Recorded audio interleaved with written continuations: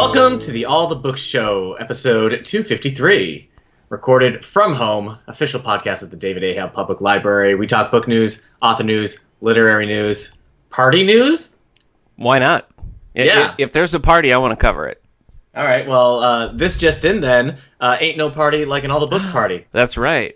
I wish that was our topic then. Oh, boy. It seems like I really was leading into something. It really does. Is it too late to switch? How locked into this are we? Let me check. I think we're in. Maybe we can make it 255. Our producer's telling me. 255 can be our, Our producer's telling me this literary episode parties. is locked in. Yeah, we can't. Is there a literary party you can think of?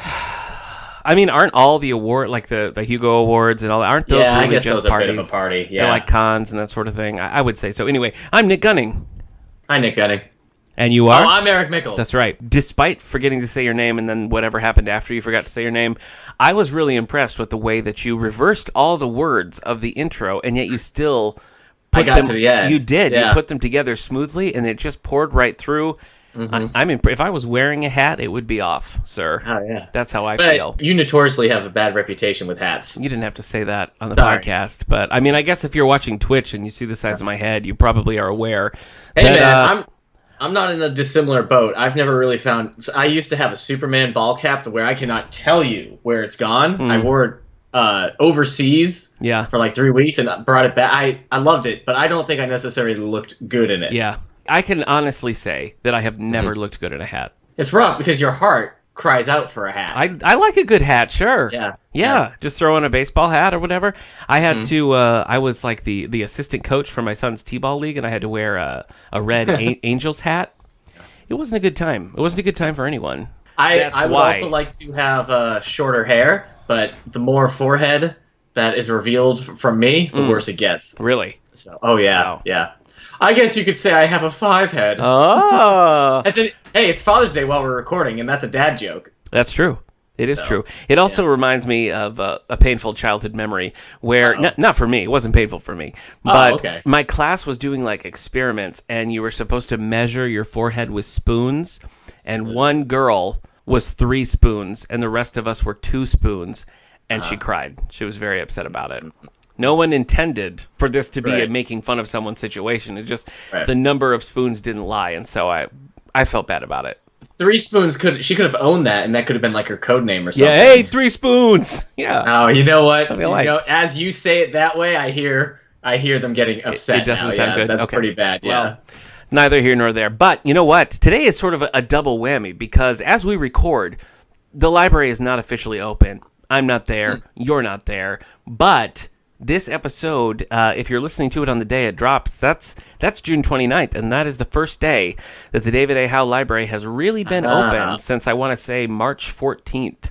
So it's been a long road over these last few months, but today is the day that we're trying curbside pickup right out of the auditorium entrance. So just remember, as we were talking about with Nikki last week, you can place your request by sending an email to wellsville@stls.org, by giving us a call. Hopefully StarCat is going to allow that soon.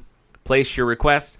Come down there during the set times. Get your books. Easy peasy. When the books come back, we're going to quarantine them for 72 hours before we check them in. So the books might stay on your account for a little while. But unless something crazy happens between when we're recording and when this episode drops, the library's going to be open today. So fingers crossed. But that does mean that for our topic today, we had to get a little creative. Eric, we're doing a Lonely Hearts Book Club Home Edition! All right, and whose lucky home have we found a Lonely Hearts book from? It was in mine, and I just want to remind you that before we started, when I said Lonely Hearts Book Club, we were meant to say Home Edition in tandem, and you didn't do it. Oh, that's when we're doing it? Would you like the second try? The segment. Would you like? Let's do it one more time. All right, a Lonely Hearts Book Club Home Edition! That's what I had in mind. That was good. Okay. I like that. Yes, we'll save it for the segment, but I found something fun for us. Okay. In the meantime, let's get into the bookmark. Eric. Bookmark. What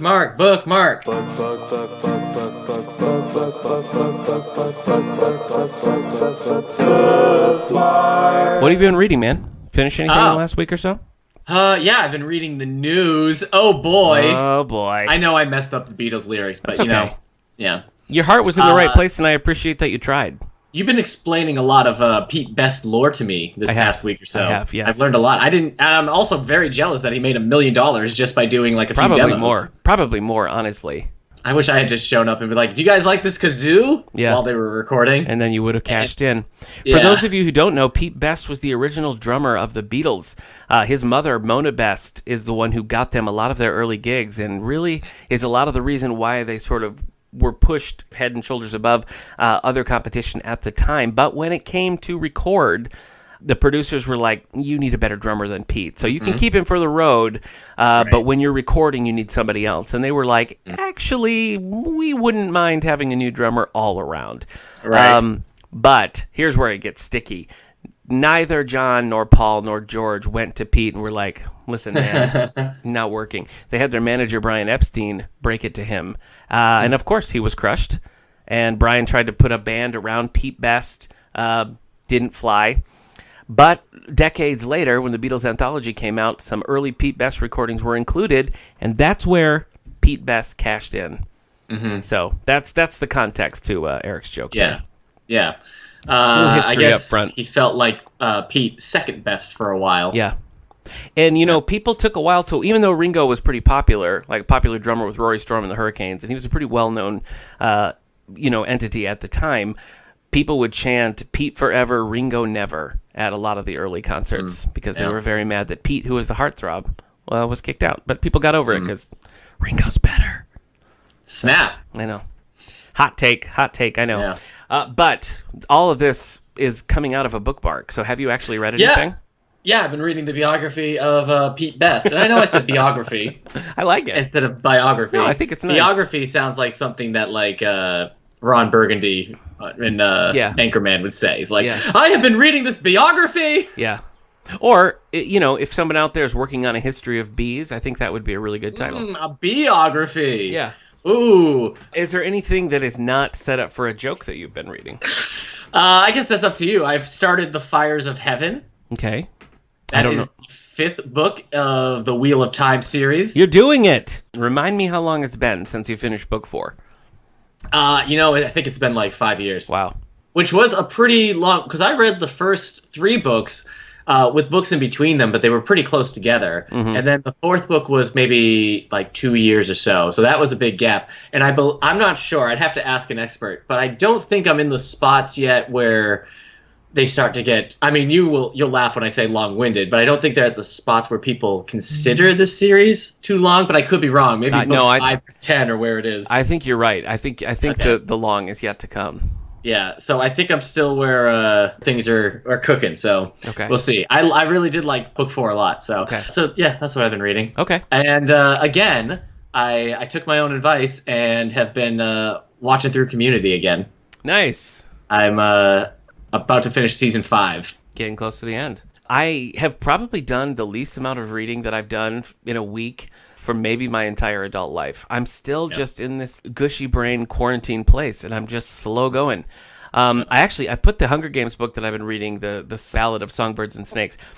I hit like a good place to pause, and I just set it aside for a while because I love those Hunger. Big mistake. No, I don't think so, because I loved the 3 Hunger Game books, and I'm really liking the writing and the story of this one so far, but I just don't feel like I'm in the headspace to like really be enjoying it. So I worry that if I just keep going when I'm in this zone, I'm gonna 2-star this because like it'll take me 6 months.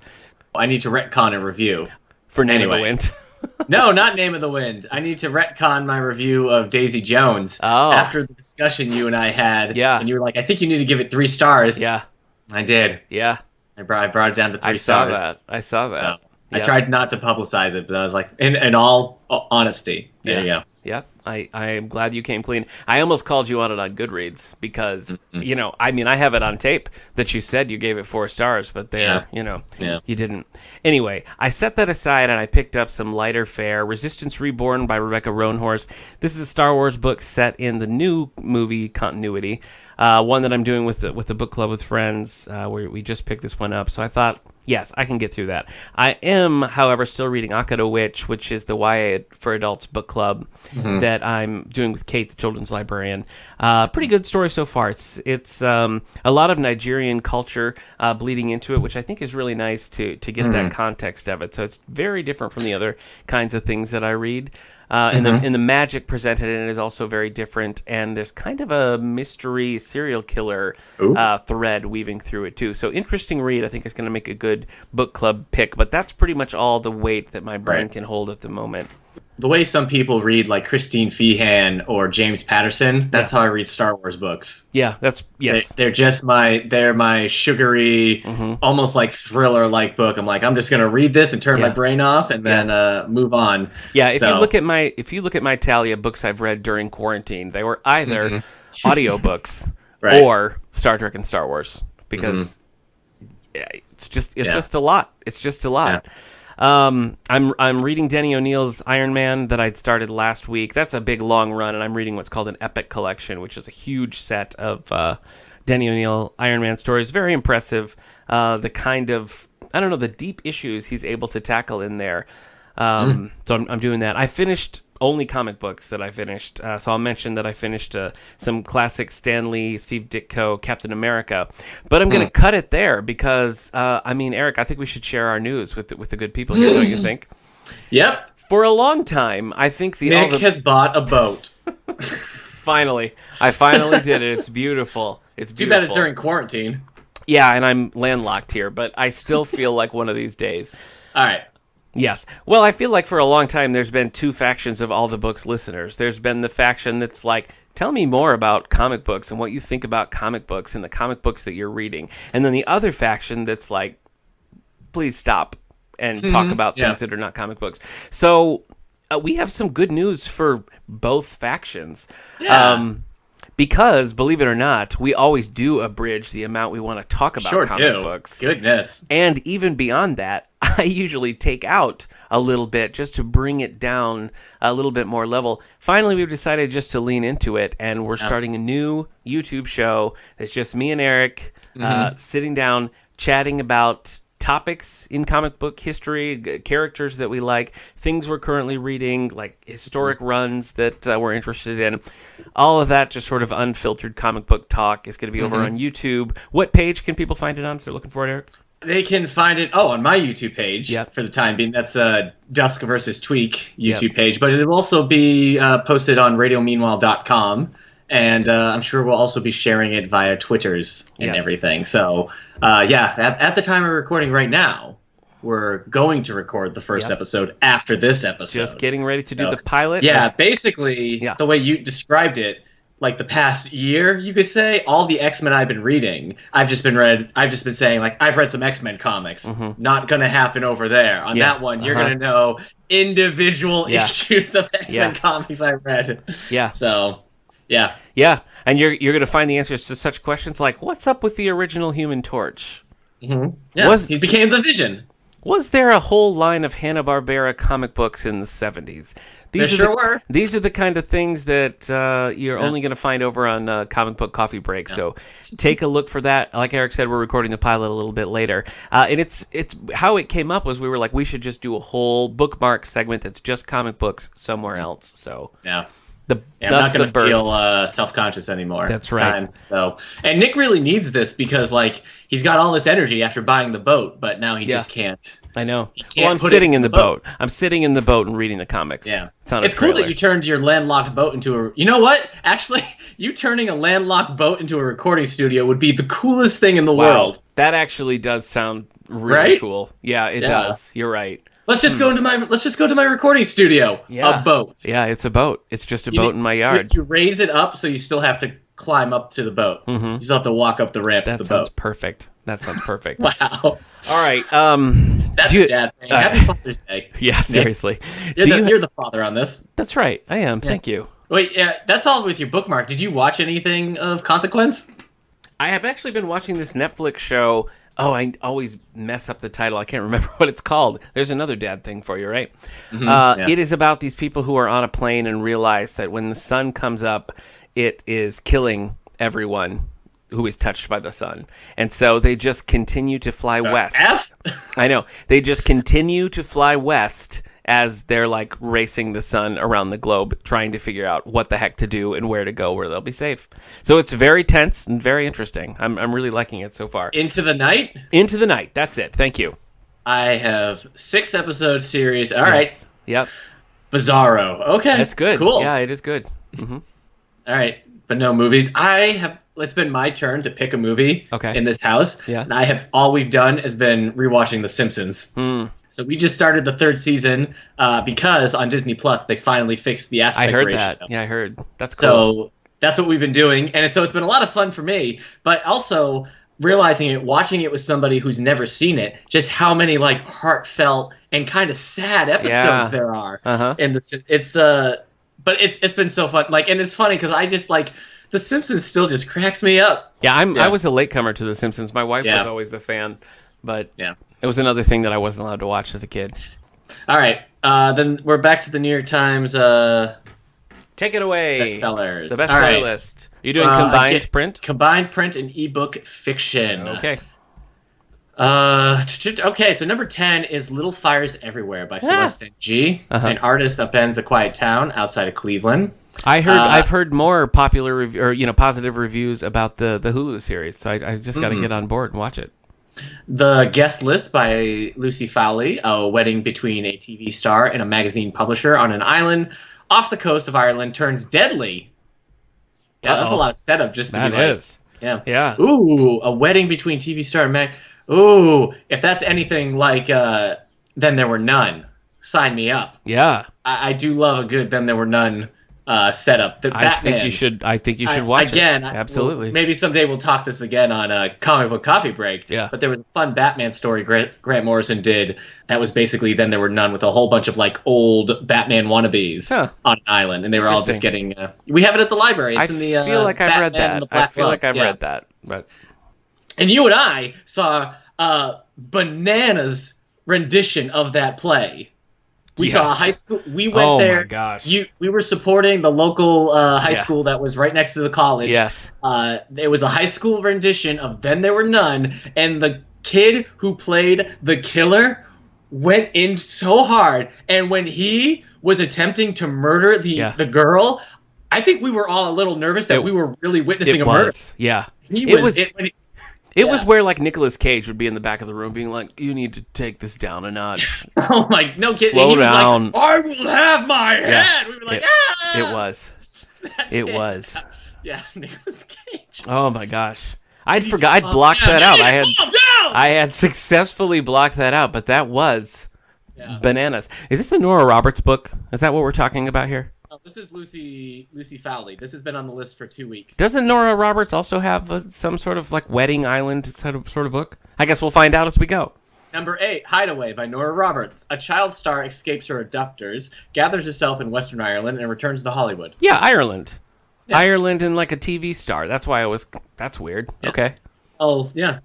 Number 7, Fair Warning by Michael Connelly. Connelly. The 3rd book in the Jack McAvoy series. Yes. A reporter tracks a killer who uses genetic data to pick his victims. The first in that series is called The Poet, and it's very good.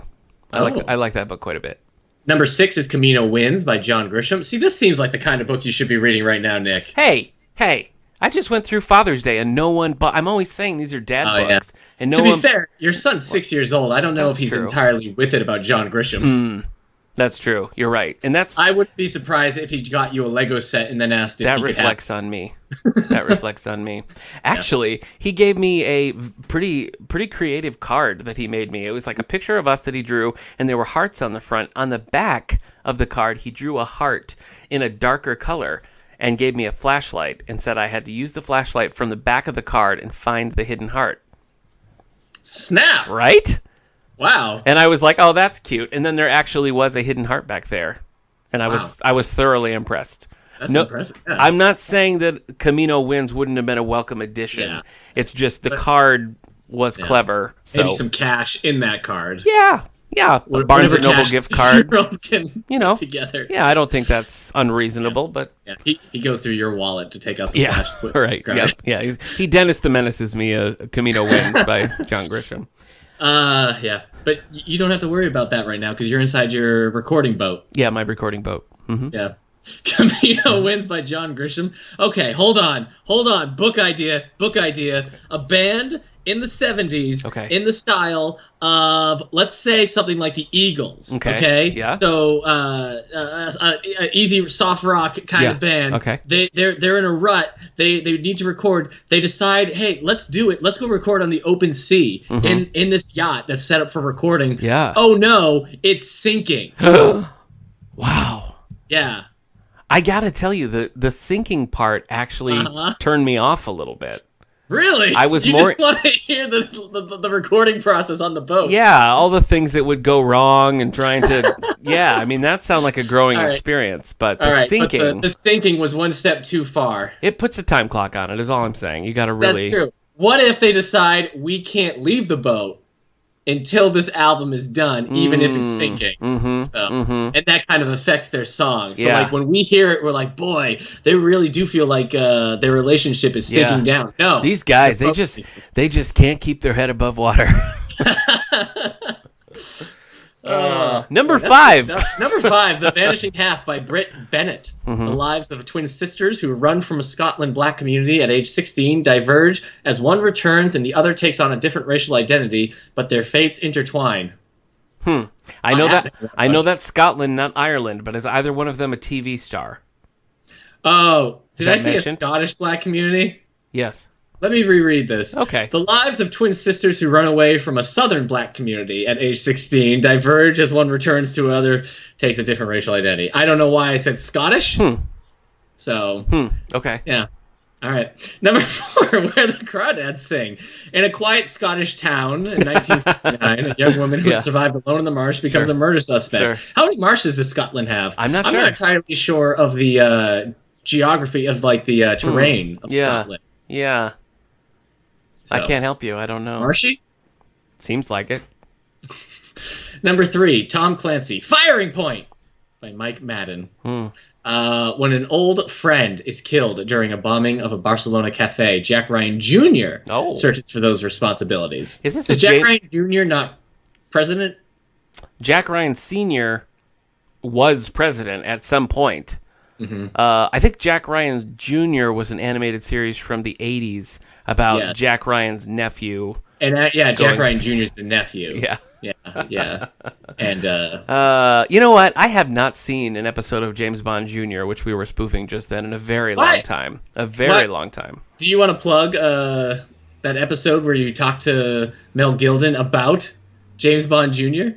Sure. I was bringing it up, actually, because in cleaning our house, I found a VHS tape with an episode of James Bond Jr. on it. But yes, we did interview author Mel Gilden, both for the All the Book Show and 902 and Here We Go, where we talked about his time writing on James Bond Jr., as well as other novels and television projects.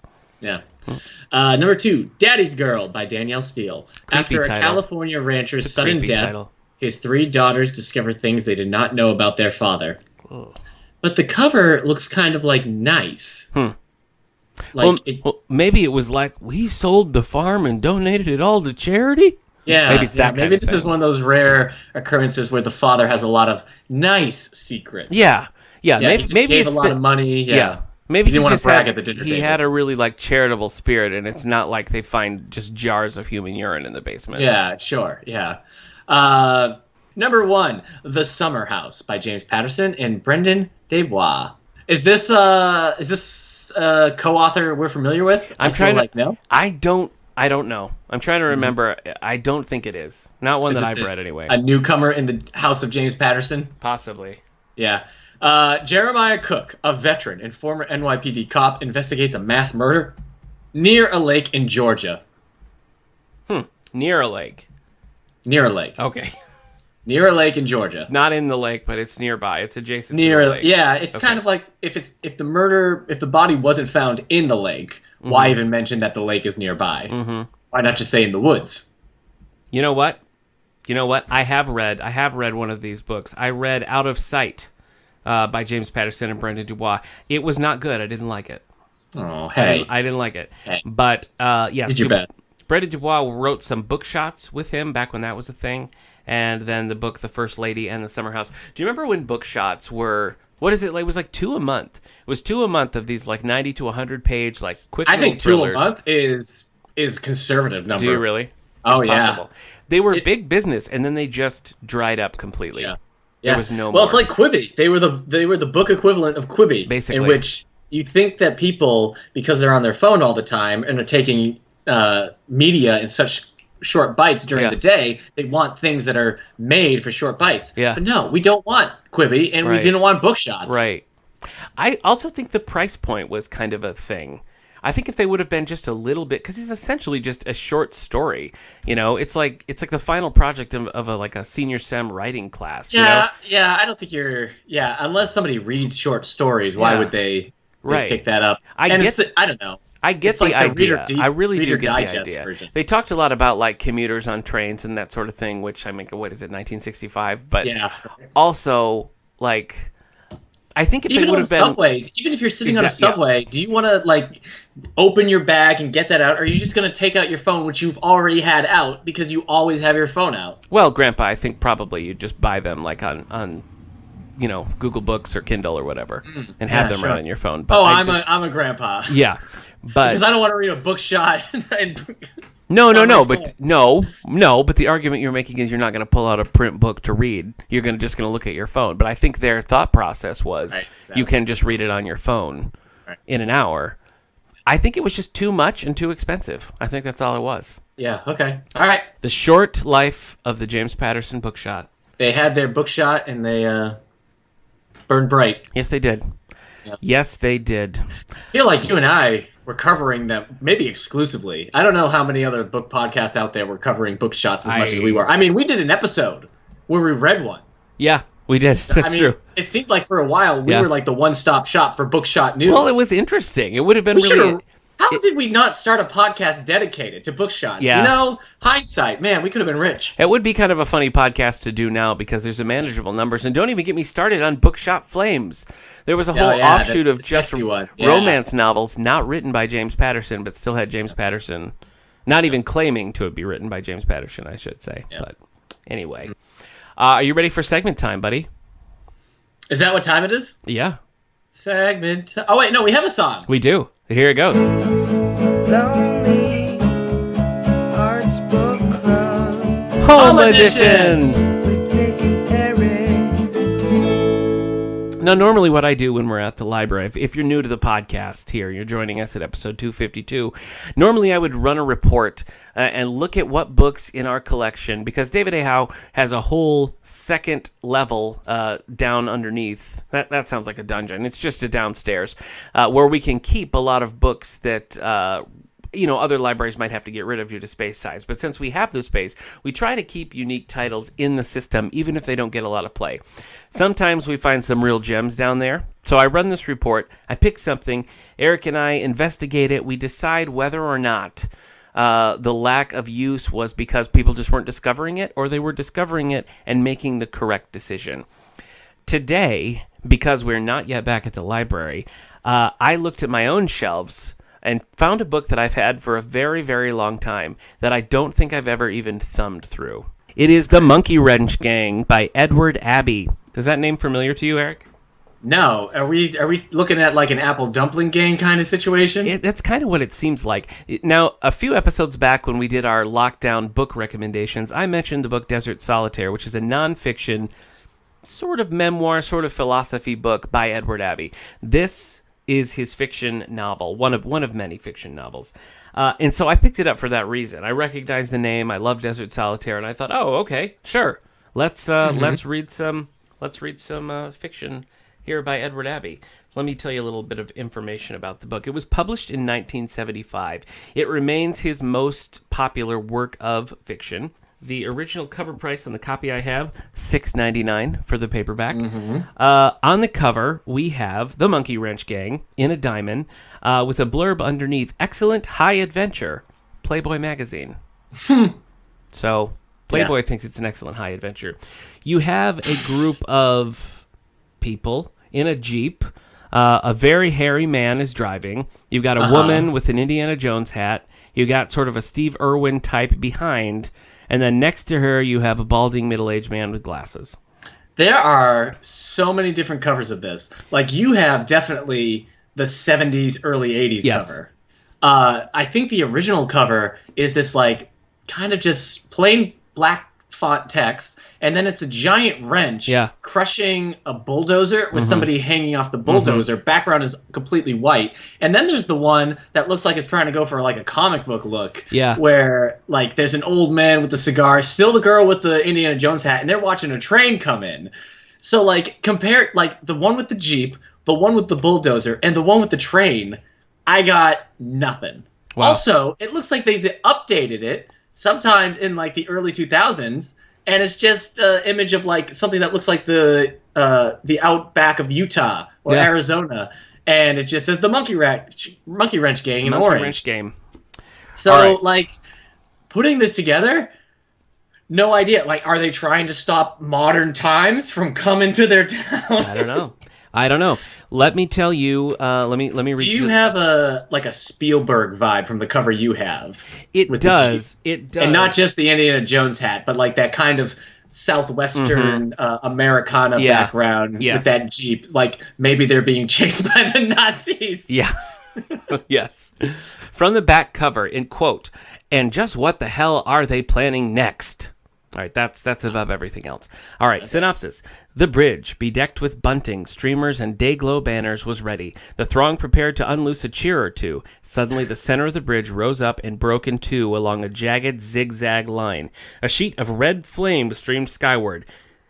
"This is their last stunt, Governor. We're on their tail, sir. We have a good idea who they are, now how they operate, and what they're planning next. The Monkey Wrench Gang." Does that give you anything? Yeah. Sure. I mean, okay, 20. Normally, when you find one, we're lucky to find like a review on Goodreads that somebody did. 20,000. Yeah. Ratings on Goodreads. It's a relatively well known. It is. Is this a book number one? There is. I'll get to that. I will get to that. All right, let me tell you the rest of the blurbs. Okay. A sad, hilarious, exuberant, vulgar fairy tale. It'll make you want to go out and blow up a dam. The National Observer. What? This book will turn you into a domestic terrorist. Since the publication of the Monkey Wrench Gang, that was National Observer who said that thing. Since the publication of the Monkey Wrench Gang, Mr. Abbey has become an underground cult hero. That's the New York Times. And finally, one of the very best writers to deal with the American West, the Washington Post. All right. So normally when we talk about the Lonely Hearts Book Club, we know that somebody else in the library prior to us had bought the book. Yes. How did the Monkey Wrench Gang end up on your shelf? Just like I said, I like Desert Solitaire. And so I think I just got this at a thrift store one day. I was looking at the spines of books, recognized Edward Abbey. Which shelf is this?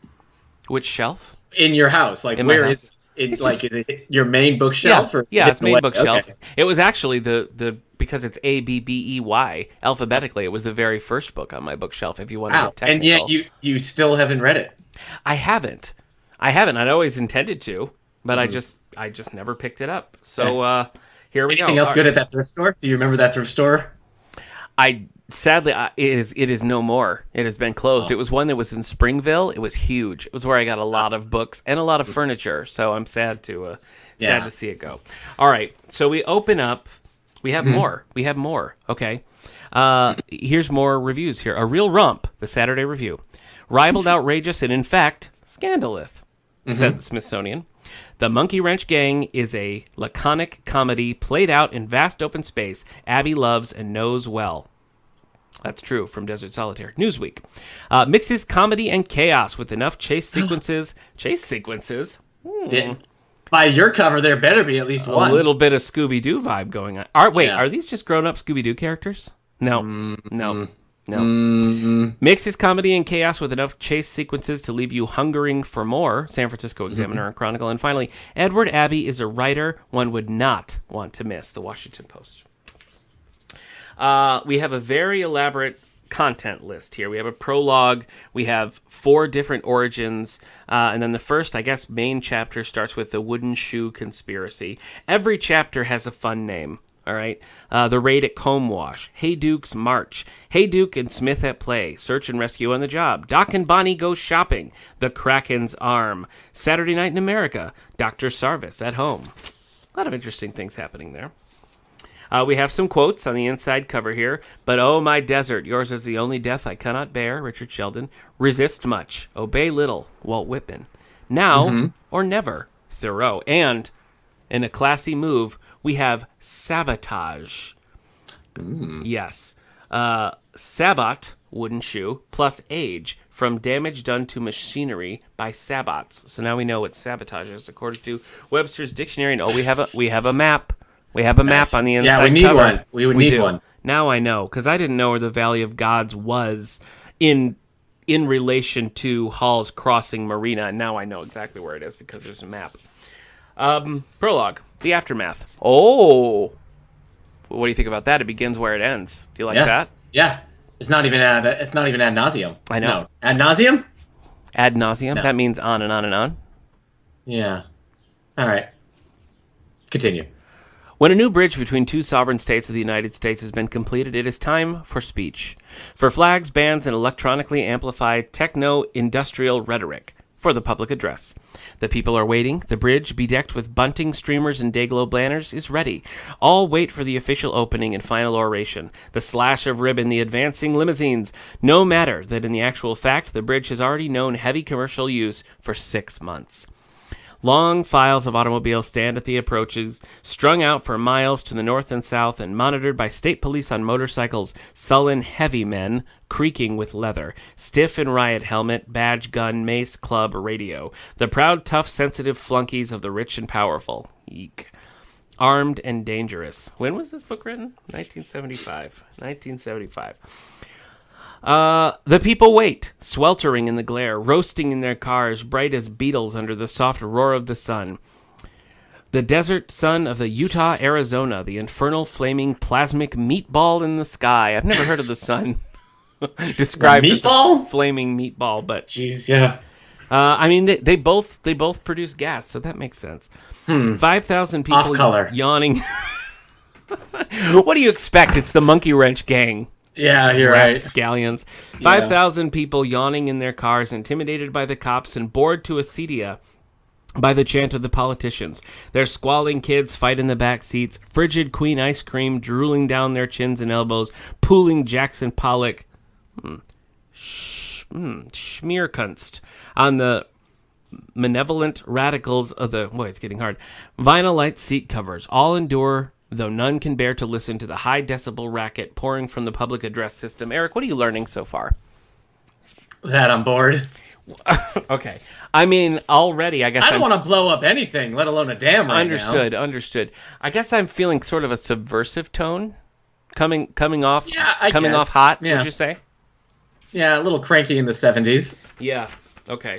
Would you like me to read to you from one of the origin chapters, or do you want me to get to you the first name chapter that doesn't say origin? Goodness, yeah. First name chapter that doesn't say origin. Okay, let's see. The Wooden Shoe Conspiracy.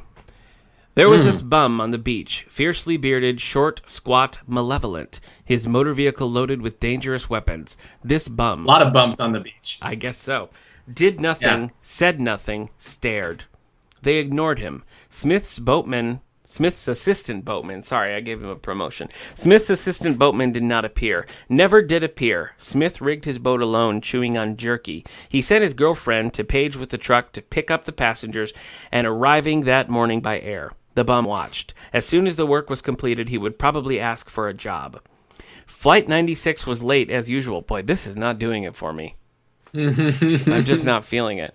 Finally, it emerged from a cloud bank, growled overhead, banked and turned, and landed into the wind on the strictly limited Page runway. Limited at one end by the high-tension power line, and at the other end by the 300-foot cliff. I guess it feels a little more non-fiction-y in the way it's describing things. Do you know what I'm saying? We haven't met a character yet. That's true. Well, there's this bum. There's this bum we don't know. Yeah. Yeah. Considering that people, we've heard some high praise in these reviews. Yeah. Okay. All right. Let me go back to Origins 1, A.K. Sarvis, M.D. Now we know we got a person. Dr. Sarvis, with his bald mottled dome and savage visage, grim and noble as Sibelius, was out night riding on a routine neighborhood beautification project, burning billboards along the highway, US 66, later to be devoured by the superstate's interstate Autobahn. His procedure was simple, surgically deft. With a 5-gallon can of gasoline, he sloshed about the legs and support members of the selected target, then applied a match. Everyone should have a hobby. In the lurid glare which followed, he could be seen shambling back to the Lincoln Continental Mark IV, parked nearby, empty gas can banging on his insuant shanks. A tall and ponderous man, shaggy as a bear, he cast a most impressive shadow in the light of the flames. I'm not digging it.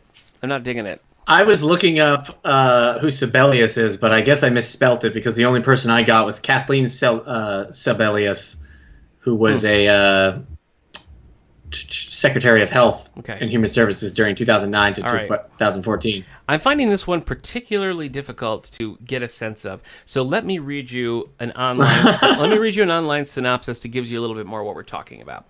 The book's 4 main characters are ecologically minded misfits, seldom seen Smith, a Jack Mormon river guide, Doc Sarvis, an odd but wealthy and wise surgeon, Bonnie Abzug, his young Jewish feminist assistant, and a rather accented Green Beret Vietnam veteran, George Hayduke. Together, although not always working as a tightly knit team, they form the titular group dedicated to the destruction of what they see as the system that pollutes and destroys their environment, the American West. As the gangs attacked on deserted bulldozers and trains continue, the law closes in. I don't know. Should I grab another book? I feel like this one's not jibing. No, that's the thing. That's what happens with we've had a decent string, I think, recently, but here we go. A book from 1970 that has not checked out at the Gunning House. That's right. And maybe rightfully. But 20,000 people, 4-star rating average. I know. So maybe they're seeing something we're not. For the gang, the enemy is those who would develop the American Southwest, despoiling the land, befouling the air, and destroying nature in the sacred purity of Abbey's desert world. Their greatest hatred is focused on the Glen Canyon Dam, a monolithic edifice of concrete that the monkey wrenchers seek to destroy because it dams a beautiful, wild river. Okay, so yeah, I mean, I guess they're basically just eco-terrorists is what we're talking about, right? Yeah. Yeah, maybe it's dated? I mean, do you think it's just too dated to, like, the I don't style know. Unless of they're it? saving the tigers, I don't have a lot of... I see. Well... No, I don't know. I mean, we just didn't get to anything. We kept looking for... I don't know where the hook is or when it shows up. Is this just going to be a whole description of the industries that are coming in, all the terrible things that are happening, and then the last chapter, boom, monkey wrench game? I'm not sure. I don't think so. I mean, it seems like, as I'm flipping through here, I'm seeing a lot of dialogue with characters. So it seems like, we get to the point. But I'll tell you, from Desert Solitaire, it's not hard to trace where the bad attitude that I'm getting in this book comes from. Because he seemed to me in that book, even though I enjoyed it and enjoyed reading it, he came off to me as a pretty unpleasant person. Whose some of his views lined up with how I feel about certain things, but I felt like overall it was not a person that I would want to hang out with. And I sort of feel like that sort of outsider, looking down on things that are happening mindset feels like it's pretty pervasive in the way this book is written. So I think if you're maybe right with that feeling wise, you read this and it could be absolutely like, yes. Because a lot of people in the reviews they're saying it's sad and it's, it's damning and all that. So it seems like it's meant to be sort of a, I don't know, almost subversive to the genre of like people who care about the earth, and that it's focusing on people who are more negative, but doing something that the author thinks in the long run is positive. So I guess in that way, I mean, it is interesting. It's intriguing. I think it would be a good book club pick as far as the discussion that could come out of it. But like I said, I had always planned to pick this up one day, but it would take a lot to get me to read it now. What do you think? Done yourself in. Yeah. What do you think? No, I don't want to read it. You don't want to? No, thank you. Did you? No. Did you? See I mean, I guess if Spielberg got a hold of these rights and turned it into his style of movie, I'd probably watch it. An '80s kind of adventure romp based off of this. I'm having a hard time. Rough parts. I'm having a hard time finding a tone because it's not a short book. I mean, this one clocks in at about 400 pages, but they're the kind of pages where like the words are just crammed onto the page. So in a modern day hardcover, I think you'd be more like 500 plus pages. So I sort of feel like my impression here was that it's probably a good story, but would be an unpleasant read.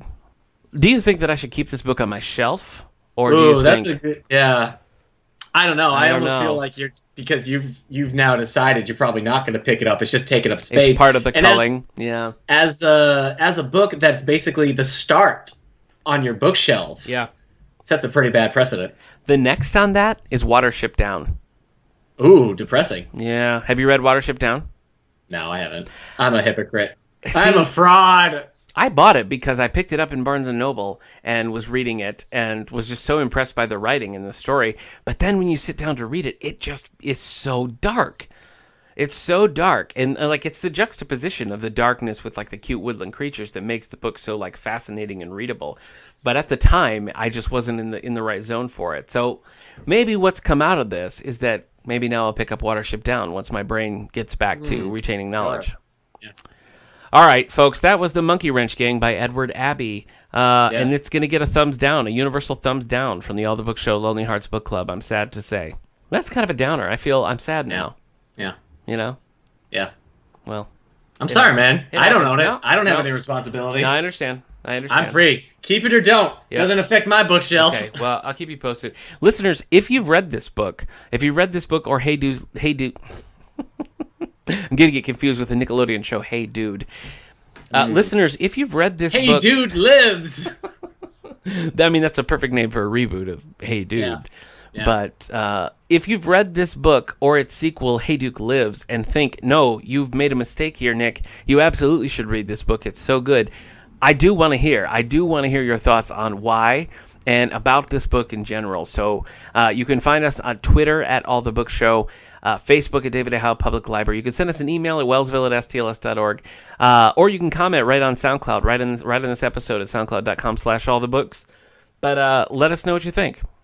Hey Dude, if it came back, would be depressing because it would just be a bunch of people in their mid-40s coming to an old, rundown ranch and complaining about the online generation. Listen, maybe it's a thing where they're all parents now and their kids are really obsessed with technology, and so they want to open a place that's no screens allowed, and so they all pool their resources, buy the old bar none dude ranch, and reopen it.